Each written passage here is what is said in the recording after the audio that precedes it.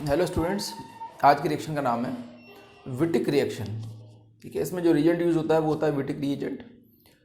तो Wittig reagent हम कहते कैसे हैं? अगर आपके पास PPS3 है और साथ में आप कोई एल्किल हैलाइड ले लो आप, ठीक है, तो PPS3 के जनरली जो है दो काम होते हैं, या तो वो SN2 करता है या फिर वो सॉफ्ट अटैक करता है। ठीक है, इसके अलावा और ज़्यादा काम नहीं है इसके। तो जैसे यहाँ पर क्या करेगा, ये SN2 करेगा, बहुत अच्छा न्यूक्लियोफाइल है, इसने अटैक किया तो ये बन गया आपका PPS3 प्लस CH3। अब यहाँ डाल दो आप बेस आप जनरली यूज़ करते हो, या तो NaH यूज़ करते हो या BuLi यूज़ करते हो। बेस निकाल देगा एसिडिक प्रोटॉन, इस H को निकाल देगा। यही H एसिडिक है, क्यों? क्योंकि यहाँ से निकलने के बाद नेगेटिव चार्ज को फॉस्फोरस के D के साथ p पाई d पाई करने का मौका मिलेगा। ठीक है, तो यहाँ आपकी जो बन जाएगी इसे बोलते हैं हम एलाइड। अब ये जो एलाइड बनी है ये भी दो तरीके से बन सकती है, या तो ये स्टेबल होगी या तो ये अनस्टेबल होगी। अगर ये स्टेबल हुई तो स्टेबल एलाइड हम जनरली इसे कहते हैं कि यहाँ पर जो नेगेटिव चार्ज है वो साइड में किसी फंक्शनल ग्रुप से रेजोनेंस स्टेबलाइज हो जाए, जैसे कि CO है, NO है, SO है, तो इसे आप बोलोगे स्टेबल एलाइड। लेकिन अगर यहाँ पर ऐसा कोई ग्रुप हुआ ही नहीं जो इसको स्टेबिलिटी दे, तो हम उसे बोलेंगे अनस्टेबल एलाइड। जैसे कि यहाँ पर CH3 या CH2 नेगेटिव ले लें और यहाँ हम OMe ले लें। अब OMe तो कोई खास ऐसे स्टेबिलिटी दे नहीं रहा है, यहाँ पर से रेजोनेंस से तो नहीं दे रहा है कम से कम, तो ऐसी वाली एलाइड को आप बोलोगे अनस्टेबल एलाइड। ठीक है, ऊपर वाली स्टेबल है क्योंकि ये रेजोनेंस स्टेबिलिटी मिल रही है इसको। यहाँ पर Me ले लो, OMe ले लो, या कोई और ग्रुप ले लो, एनी ग्रुप। ठीक है, रेजोनेंस के अलावा कोई भी ग्रुप अगर लेते हो आप, तो आप ध्यान रखिएगा इसको आप बोलोगे अनस्टेबल एलाइड। देखा ये गया है जनरली कि जो स्टेबल एलाइड होती है उससे जो प्रोडक्ट फॉर्म होता है, अगर आपके पास स्टेबल एलाइड है तो वो जो प्रोडक्ट फॉर्म होगा आप में उसमें ई एल्किन फॉर्म होगी। ये जनरल बात है, ये बात हमेशा सत्य होगी ऐसी बात नहीं है, ये कुछ केसेस में फेल भी होने वाली है, पर मोस्टली ये काम करेगी। और जो अनस्टेबल एलाइड होगी उससे आपकी जो एल्किन बनेगी वो जेड एल्किन बनेगी। ये ऐसा देखा गया है, लेकिन ये बात पूरी तरह से सही नहीं है, कुछ जगह पे ये अलग अलग प्रोडक्ट बनाती हुई देखी जाएगी। ठीक है, पर हाँ मोस्टली काम करती है। तो अब इसमें होगा क्या, जैसे एक नॉर्मली अगर हम बात करें, अगर आप एक एल्डिहाइड ले लो, हाँ, जो आपकी विटिक रिएक्शन है ये मेनली कीटोन्स पे ही काम करती है। कीटोन्स जो हैं वो खाली भी हो सकते हैं, कीटोन या एल्डिहाइड्स, या फिर वो कॉन्जुगेटेड हो सकते हैं, पर वो रेजोनेंस स्टेबलाइज नहीं होने चाहिए। ठीक है, जैसे कि अगर आप एस्टर लेते हो, अमाइड लेते हो, एल्कीन लेते हो, एल्काइन लेते हो, इसमें तो ये काम करने वाली नहीं है, यहाँ पर विटिक रिएक्शन काम नहीं करती है। ठीक है, तो इनके लिए और रीजेंट्स हैं, टैबे रीजेंट है हमारे पास, ठीक है, ओशिमोलेमार्डो रीजेंट है, वो सब यूज़ कर सकते हैं, पर यहाँ पर ये विटिक हम यहाँ यूज़ नहीं करते हैं। तो जैसे आपके पास कोई कीटोन है और आपने ली एलाइड मैंने बनाई दी थी PPS3 प्लस CH3 माइनस। अब होगा ये कि O P की तरफ ओरिएंट होगा और C जो है वो C प्लस पे होगा।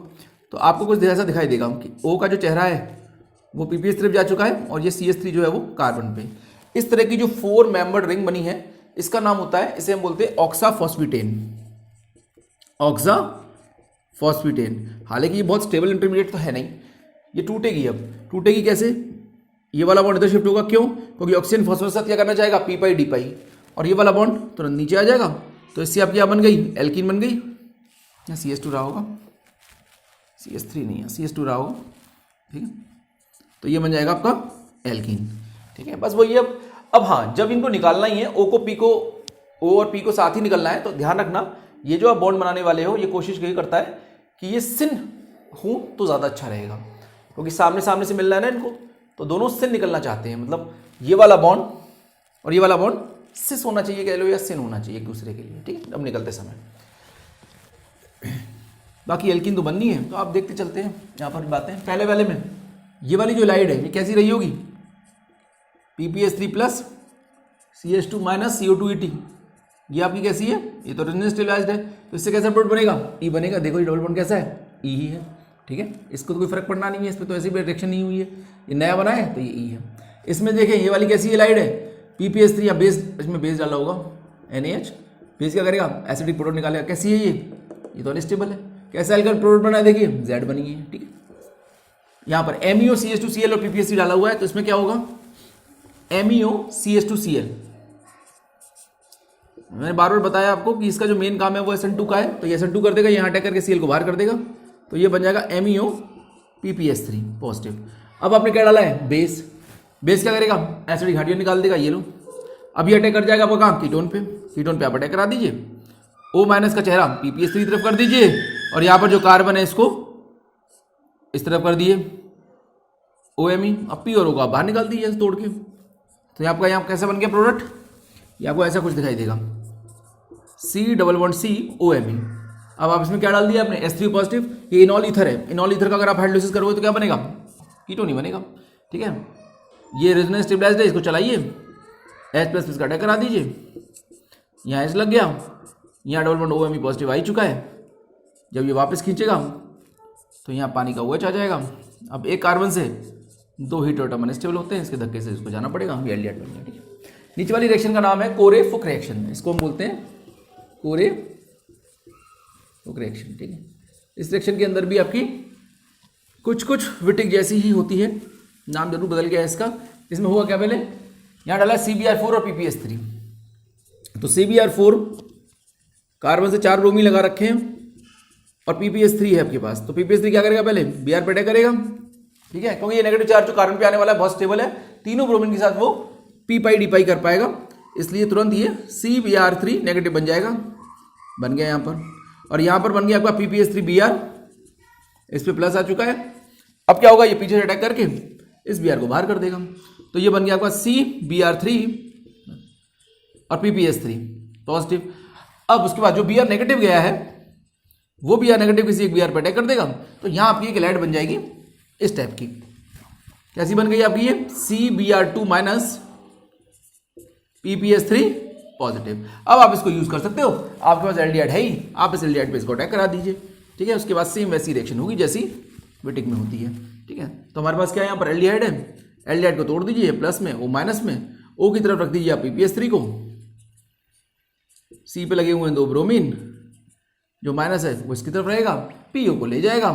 ठीक है, इस तरह से तोड़ के आप बाहर कर दीजिए, क्या बन जाएगा आपका RC++CBr, Br इस तरीके से आपका ये फॉर्म हो जाएगा। ठीक है, यहाँ पर एक H होगा, एक Br CH है यहाँ पर। ठीक है, यहाँ पर एक H है, यहाँ पर H रहेगा। ठीक है, उसके बाद आपने डाल दिया है यहाँ पर इसने NBULI। BULI क्या करेगा, एक्सेस में डाला गया होगा ये, तो पहला मोल क्या करेगा, यहाँ HBr निकाल देगा, और दूसरा मोल क्या करेगा, यहाँ मेटल हेलोजन एक्सचेंज, ब्रोमीन की जगह क्या लग जाएगा, लिथियम। ठीक है, उसके बाद आप इलेक्ट्रोफाइल लगाना चाहो तो लगा सकते हो, माइनस है ही, कुछ नहीं डालोगे तो H लग जाएगा पानी का, अगर वाटर डाल दोगे तो ठीक है एल्काइन बन जाएगी यहाँ पर। ठीक है, तो सिंपल है, एल्कीन पहले से थी, H और Br निकल गया बाद एल्काइन बन गई बाद में। तो आप एल्डिहाइड से एल्काइन बनाते हो इस तरीके से। ठीक है, इसका नाम है कोरे-फुक रिएक्शन। ये इंट्रामोलिकुलर विटिक है, ये भी बड़ी इंपॉर्टेंट है, जरूरी नहीं है हमेशा इंटरमोलिकुलर विटिक ही हो, इंट्रामोलिकुलर विटिक और तेज होती है, क्योंकि इंट्रामोलिकुलर तो हर चीज़ ही स्ट्रांग होती है, चाहे वो हाइड्रोजन बॉन्डिंग हो, चाहे वो कोई विटिक रिएक्शन हो।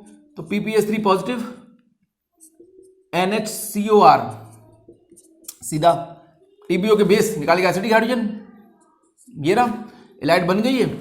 अब आप इसका अटैक करा दीजिए, कैसे, इसका चेहरा इस तरह से ओरिएंट कीजिए,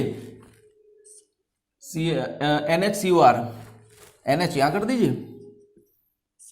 COR, O को रखिए P की तरफ, C+ को रखिए यहाँ, और P और O के बॉन्ड को तोड़ दीजिए, ये लो प्रोडक्ट तैयार है, एरोमेटिक कंपाउंड वैसे बन गया ये। यहाँ नीचे वाले क्वेश्चन में अगर बात करें तो देखिए POPH और OH, मैंने बताया आपको कि आप जब भी विटिक एलिमिनेशन करोगे तो आप हमेशा सिन करोगे, ये तो एंटी हो रखा है तो आपको यहाँ रोटेशन देनी पड़ेगी, इस फॉर्म में तो ये एलिमिनेशन नहीं होने वाला। POPH2 POH या पीछे तो इसे घुमा दें हम, जैसे ही आप इसको रोटेट करो 180 डिग्री पे, ये घूम के सिन हो जाएगा। POPH2 OH सेम साइड आ गया, आप दोनों को निकाल दीजिए। देखो प्लेन वाले बॉन्ड को देखो, दोनों सेम साइड है, प्रोडक्ट में भी सेम साइड रहेंगे। नीचे वाले में तो ऑलरेडी ट्रांस है, कुछ करना नहीं, आप इसी फॉर्म में निकाल सकते हो, दोनों ट्रांस हैं, देखो ट्रांस रहेंगे, मतलब आपकी नजर प्लेन वाले बॉन्ड्स पे होनी चाहिए, प्लेन वाले बॉन्ड्स को आप कॉपी पेस्ट कर दीजिए। ठीक है, बाकी आपको ये ध्यान रखना है कि जब निकाल रहे हो ग्रुप्स को तो वो सेम साइड रहें। ठीक है, क्योंकि सिन एलिमिनेशन ही प्रेफर किया जाता है विटिक रिएक्शन के अंदर। बाकी ये जो है आपकी, चूंकि जो हमने फॉर्म बनाई है ये सोहर्स है, सॉरी ये वेजडेस है, एग्जाम में सोहर्स में भी आ सकता है और न्यूमान में भी वो दे सकता है। ठीक है, तो उसमें पहचान आपको आना चाहिए। हाँ, कुछ एक्सेप्शनल केसेस भी हैं, हमेशा ऐसा होगा कि जो स्टेबल होगी वो ये बनाएगी और अनस्टेबल होगी जेड बनाएगी, ऐसा नहीं है। कुछ ऐसी इस तरह की एलाइड देखी गई है, जैसे ये एलाइड है, यहाँ पर OCH2CF3 का माइनस आई इफेक्ट अच्छा खासा होता है। अब इतना ज़्यादा माइनस आई होगा तो ये नेगेटिव CO2 के साथ रेजोनेंस में नहीं जा पाएगा, तो आप इसे भी क्या मानोगे, अब आप इसको स्टेबल नहीं मान के अनस्टेबल मानोगे। यहाँ पर भी OPH का अच्छा खासा माइनस आई है, तो यहाँ जो इलाइट बनी है आपकी वो आगे नहीं जा पाएगी, रेजोनेंस में नहीं जा पाएगी, तो इसको भी हम अनस्टेबल मानेंगे। और एक बार ये अनस्टेबल हो गई तो प्रोडक्ट आपका Z बनेगा। ठीक है, तो आप इनको तो थोड़ा सा ध्यान ही रखिएगा। ठीक है, तो इसके अंदर ये लग जरूर रही है ऐसी कि स्टेबल है, पर ये एक्चुअल में स्टेबल नहीं है, ये अनस्टेबल ही है, ये अनस्टेबल जैसी हैं। तो ये दोनों थोड़े स्पेशल केस हैं जो गलत, अगर आपको याद ना रहे, मतलब OCH2CF3 और OPH अगर ये लगा रखे हैं पीछे आपने, या इसका कोई और फैमिली मेंबर लगा रखा है ऐसा ही, तो ऐसे केस में हमेशा Z एल्कीन बनने वाली है। गलती से आपने E बना दी तो क्वेश्चन गलत हो लेगा। ऊपर वाले में अगर हम देखें तो यहाँ पर भी एक स्पेशल बात है, अगर आपके पास ऑलरेडी एक एलाइड है PPS3 CH यहाँ प्लस है या माइनस है, आपने एलियाइड पे अटैक कराया, तो OC और यहाँ R और H है, यहाँ पर आपकी बन गई ऑक्साफॉस्फेटेन। ठीक है, चलिए बना दी आपने। जब आपने ये बनाई तो देखने में आपको लग रहा होगा साफ कि ये आपकी कैसी एलाइड है, ये तो आपकी अनस्टेबल है, तो आपको Z बनना चाहिए। हाँ, Z के हिसाब से आपकी ऑक्साफॉस्फेटेन भी बन चुकी है।